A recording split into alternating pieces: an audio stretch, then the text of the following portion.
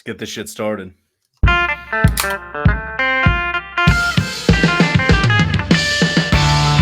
is the Down and Dirty Dynasty Fantasy Football Podcast with your host, Nick Anderson. What is up, Dynasty Degenerates? This is your host, Nick Anderson, with the Down and Dirty Dynasty Fantasy Football Podcast, or as y'all know it, the Triple DFFP. And today, we have got a special guest host for you guys. We've got Elvin Ryan. You guys have heard him around. You've seen his stuff on Twitter. He's got some great information for us today to talk about ADP Price Checks. What's going on, Elvin? What's going on, man? Glad for you to have me. Hell yeah, man. So we are going to be, first off, let's let you talk a little bit about what you got coming out, what you do, what you're good at. Let's hear it. I've got a new website, hopefully launching this week. I'm not sure. It's going to be close. It's going to be the PreGameHQ.com. Okay. It's going to have a fantasy football calculator, trade analyzer on there. A bunch of really cool features that we're working on. Featured news, latest news, my rankings, top 10 by position. We've got full rankings for subscribers. It's going to be great. So it should be launching sometime this week. Hell yeah, man. Well, we'll look forward to seeing it, and I'll make sure that I push it out so everybody can get that stuff because we can't use enough trade calculators, right? Yeah, no. That's right, man. Hell yeah. Well, today we're going to be going over an ADP price check, just kind of gauging where players are being drafted at, if we think it's too high, if we think it's too low, all of those things. We're going to do 2 from each position, I believe. I think we're going to do 3 in the wide receiver category, but we'll just start it out. I'm a Kansas City Chiefs fan, so I got to hold it down for Chiefs Kingdom. And when I was looking through the ADPs, I noticed that Clyde Edwards-Hilaire is down at 33.19, and that seems really, really low for me. What do you think about that? Yeah, no, I'm big on Claude. I got my LSU gear on right now. So hell yeah, man. I'm in Louisiana. Last year I was a season ticket holder for LSU for the first time. That's awesome. I'm a huge buy on Claude. I think he wins the job easily by week 3. Yeah, and I'm excited for him too. And I mean, knowing that Andy Reid wanted him, that Pat Mahomes wanted him, that they've got an idea for him in that Westbrook role that Andy had over in Philly, I think that he's going to fit perfectly. Because I got to be honest, I was a little bit lower on Clyde than most were pre-draft. But then after the draft, knowing where he landed, knowing the system that he's going to be walking into, I mean, the sky's the limit for the guy. Yeah, I think I was one of the few who had him over Jonathan Taylor. Damn, man.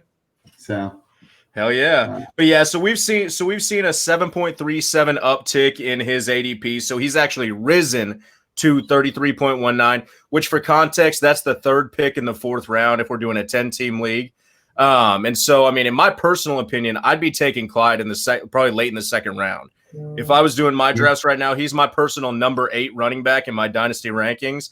And so I'd be taking him at the tail end of the 2nd round. Is that around where you'd be taking him? I mean, I have him right now. I'm looking at it. I have him as my RB19. All my rookies I'm a little lower on than the ECR just because of the current pandemic. I think once he gets a feel, that's why I said by week 3. If this pandemic wasn't happening, I think that he's the starter day 1. Right.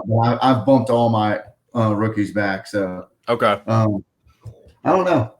That's kind of tough. I mean, for dynasty purposes, you definitely take him earlier.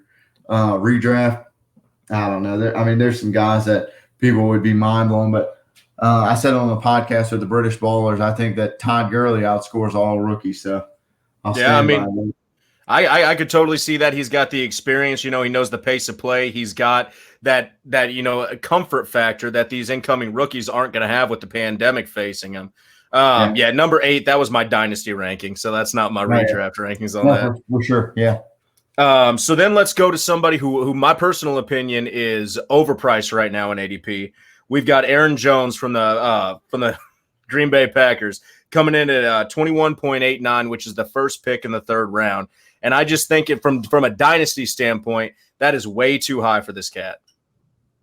Oh, 100%. I mean, I'm lower on him strictly because he'll never score as many touchdowns as he did this season. He'll never see that. But touchdown regression is coming. They went and added Funchess, not a huge start, but he does take away a lot of those short passes near the line of scrimmage, and that's where Jones fed. So Aaron Jones is going to have a tough time over these next few years. I'm not buying into them saying that they plan on getting him even more targets this year. I don't see it happening. So. And even if they do, he's not scoring half as many touchdowns. No, I mean, it was just when you're a player like Aaron Jones in a system like the Packers and you're scoring more touchdowns than Zeke is, than those guys, then we've got a problem here, Yeah.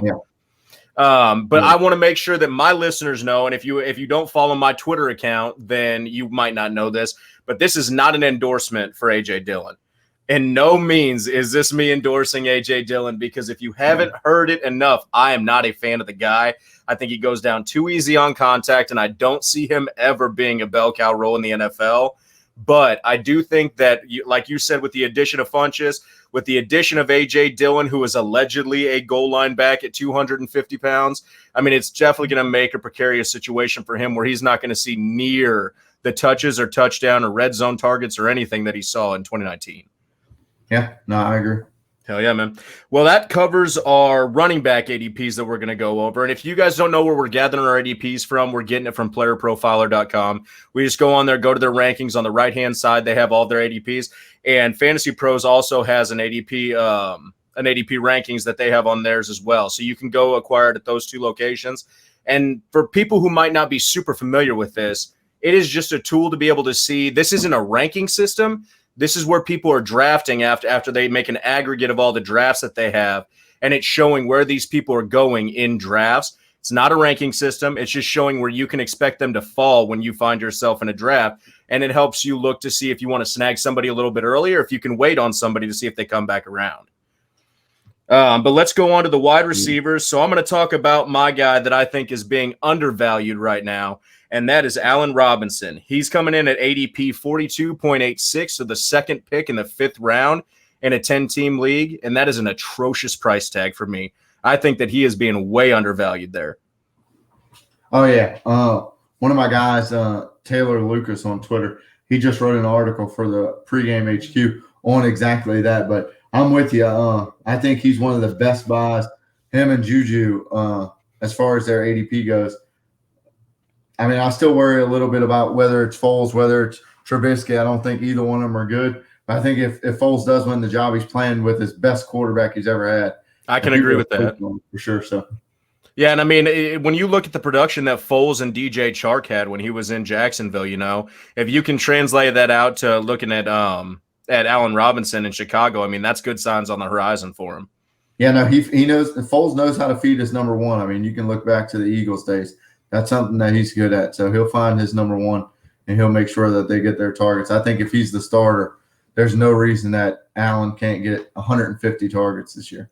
Yeah, I completely agree with that. And then looking at kind of the contrast, I said that we were doing 3 names on the wide receivers, and that's because when we're looking at Allen Robinson at ADP 42.86, then we look at the people that are around him. And something that absolutely shocked me is that you've got Jerry Jeudy and Courtland Sutton going right around Allen Robinson at that ADP.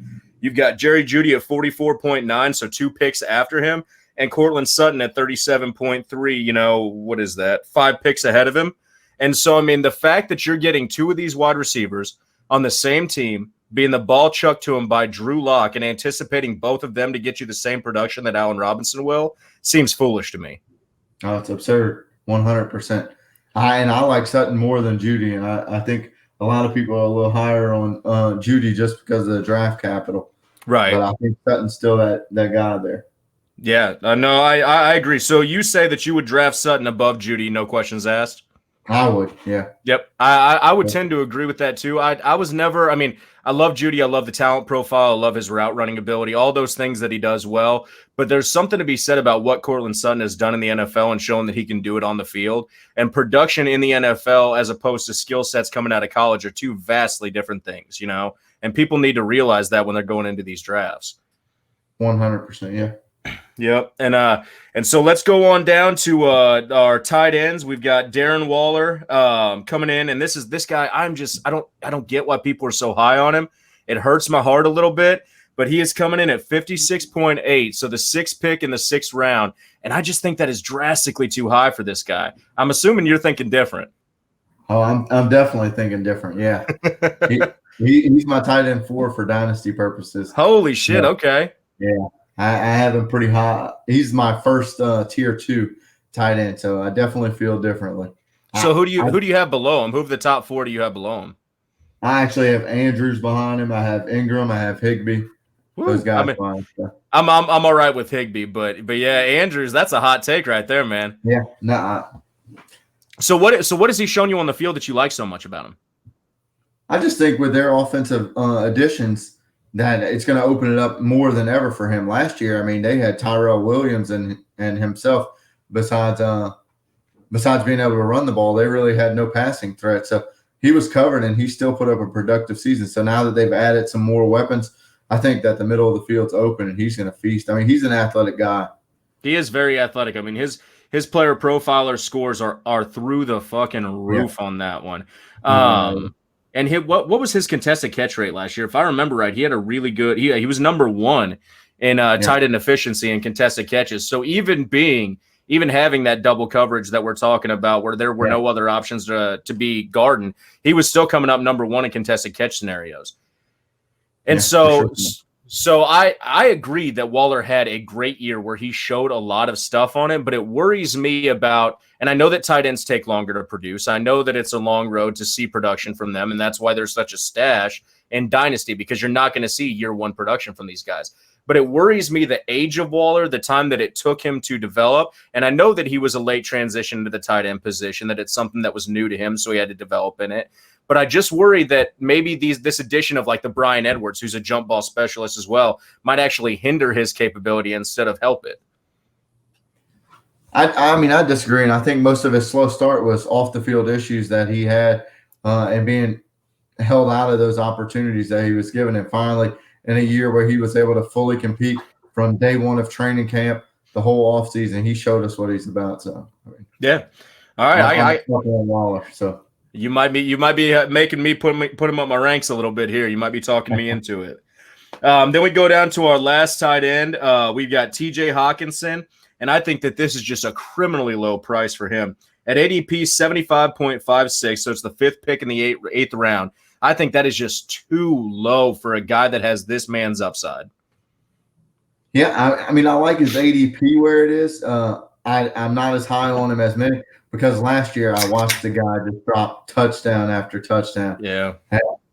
It was unbearable to watch. If I was a Lions fan, I would hate him. I'd probably burn his jersey personally. But I do like his ADP, because if he catches those touchdowns last year, all those red zone targets, I think he's a top 3 tight end last year. So it's crazy how many he dropped. I wish I had a number on my hands.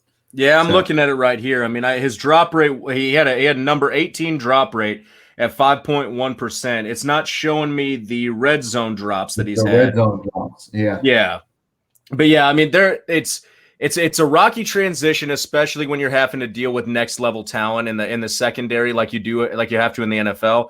And that's why it's such a hard transitionary period for tight ends. But I think the addition of Matt Stafford, getting him back, and then like you were talking about the benefit for Waller, being able to spread that out, and then you add the good quarterback in with Kenny Golladay and Marvin Jones out there. I think that the potential and the sky is the limit for this guy. It's just a matter of if he seizes the opportunity. Yeah. No, I'm with you. Yeah. Hell yeah, man. Well, guys, I mean, it's a shorter episode today. We kind of ran through these ones, but it seems like we were pretty well in line with all this stuff. I did, in honor of knowing that I was going to have you on the podcast, I did a crawfish boil, knowing that you're from Louisiana. So I sat outside and did that yesterday. So it was a good time, man. I'm just happy to get you on the show. Happy to get your insight. And everybody keep an eye. Yeah, everybody keep an eye out for the upcoming website that he's got coming out. I'm excited for a new trade calculator, new rankings. I love that stuff, man. It's going to be nice. Promise.